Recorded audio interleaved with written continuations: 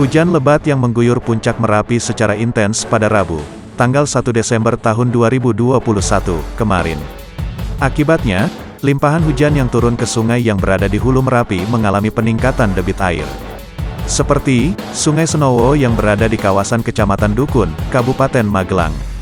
Kepala Desa Krinjing, Ismail mengatakan, hujan deras yang mengguyur sejak siang kemarin, tanggal 1 Desember tahun 2021, membuat proyek Sabo Dam Merapi di Trono Desa Krinjing tersapu banjir.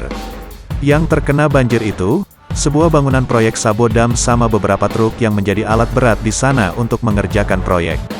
Karena, kan banjir itu melewati sisir bagian Senowo sehingga bangunan proyek terkena, ujarnya saat dikonfirmasi pada Kamis, tanggal 2 Desember tahun 2021. Ia menambahkan, bagian yang proyek yang hancur yakni rumah generator sebagai plan dari proyek tersebut.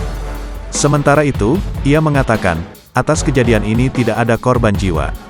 Di mana, pada saat hujan deras turun semua pekerja proyek sudah mengosongkan lokasi.